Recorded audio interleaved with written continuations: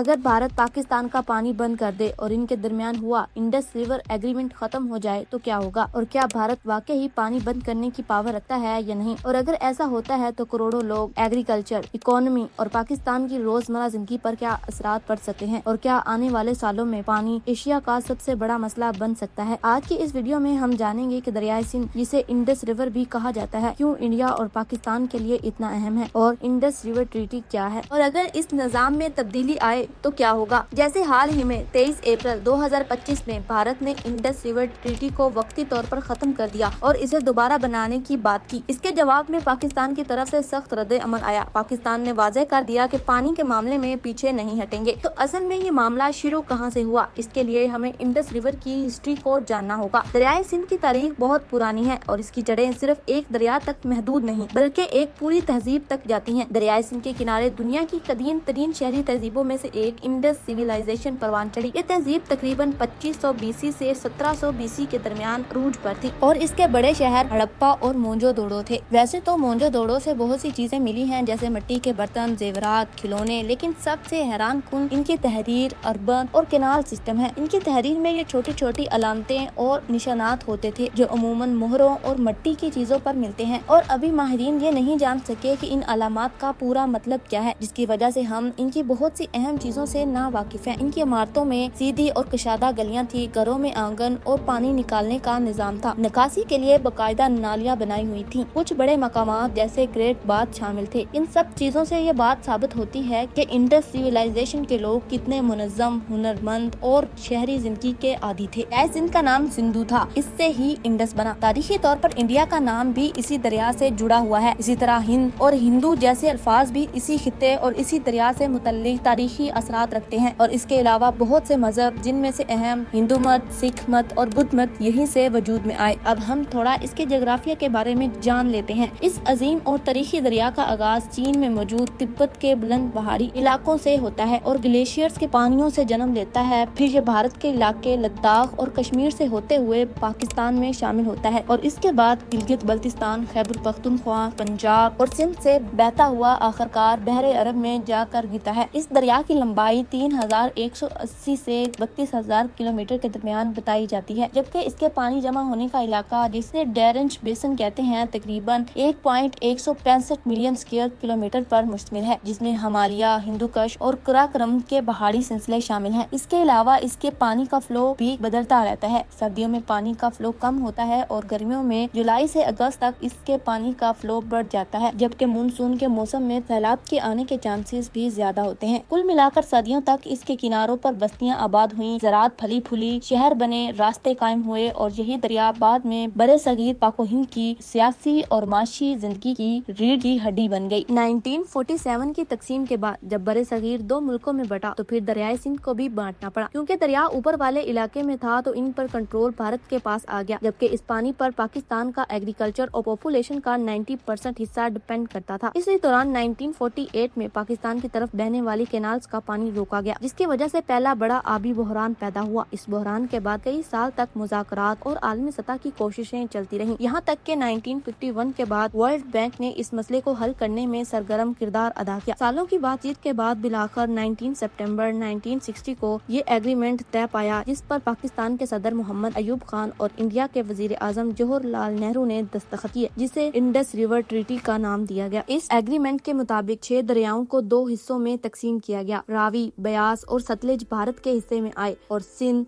झेलम और चनाब पाकिस्तान को मिले। इस मुआहदे की वजह से पाकिस्तान में कैनाल्स, डैम, बैराज और वाटर रिसोर्सेज की बड़ी तामीरात हुई, जिनमें मंगला डैम, तरबेला डैम, सखर और दूसरी अहम वाटर स्कीम्स भी शामिल थी। इस पूरे पस मंजर से ये बात वाज़ेह होती है कि ये सिर्फ एक कागजी एग्रीमेंट नहीं था, बल्कि एक ऐसी तारीखी बहरान का जवाब था जिसकी बुनियाद सिविलाइजेशन, जियोग्राफी, पार्टीशन, पानी और सर्वाइवल के सवालात पर थी। इसीलिए आज भी ये ट्रीटी एशिया की मोस्ट सक्सेसफुल ट्रीटी मानी जाती है, क्योंकि 66 सालों में जंगें और तनाजात आने के बावजूद इंडस रिवर ट्रीटी मुकम्मल तौर पर नहीं टूटा। अब सवाल ये है कि ये एग्रीमेंट है तो सही, लेकिन पाकिस्तान के लिए इंडस रिवर का पानी इतना जरूरी क्यों है, और क्या भारत चाहे तो इसे रोक सकता है? पाकिस्तान की इकोनॉमी का अंसार बराह रास्त पानी पर है। 90% से ज्यादा एग्रीकल्चर इंडस रिवर के पानी से सैराब होती है और जीडीपी का तकरीबन 24% और 37% से ज्यादा आबादी रोजगार के लिए इस पर डिपेंडेड है। अब पानी कम हो तो फसल तबाह हो जाती है, और अगर फसल तबाह हो तो खुराक महंगी और इकोनॉमी पर दबाव आता है। अब सवाल यह है कि भारत ये पानी रोकना क्यों चाहता है? इसके पीछे एक से ज्यादा वजूहात हैं। पहली वजह यह है कि भारत अपने एग्रीकल्चर और अर्बन जरूरियात के लिए ज्यादा से ज्यादा पानी अपने पास रखना चाहता है, और दूसरी ये कि वो डैम्स और हाइड्रो प्रोजेक्ट के जरिए बिजली पैदा करना चाहता है, और इसके अलावा पाकिस्तान पर दबाव डालना और बाद औकात पानी के मसले को कश्मीर और सिक्योरिटी पॉलिसी से भी जोड़ देता है। लेकिन भारत मुकम्मल तौर पर पानी बंद नहीं कर सकता। हाँ, लेकिन डैम्स के जरिए फ्लो पर असर जरूर डाला जा सकता है, मतलब पानी के फ्लो को कम या ज्यादा किया जा सकता है। फिलहाल ये एग्रीमेंट फौरन टूटता नजर नहीं आता, लेकिन इस पर शदीद दबाव जरूर है। साउथ एशिया में पानी सबसे बड़ा जियोपॉलिटिकल इशू है, क्योंकि क्लाइमेट चेंज, बढ़ती हुई आबादी, ग्लेशियर का पिघलना, ये सब पानी को कम और कीमती बना रहे हैं। इसीलिए आने वाले सालों में ये सबसे बड़ा मसला बन सकता है। इंडस रिवर की स्टोरी हमें ये सिखाती है कि पानी सिर्फ एक नेचुरल रिसोर्स नहीं, बल्कि सिविलाइजेशन, इकोनॉमी और सर्वाइवल की बुनियाद है। बाकी पानी का बहरान पहले आएगा या दोनों ममालिक के दरमियान अमन? क्या लगता है आपको? हमें कमेंट में जरूर बताएं। इसी तरह की इंटरेस्टिंग वीडियो देखने के लिए TW डेस्क को सब्सक्राइब करें। अल्लाह निगहबान।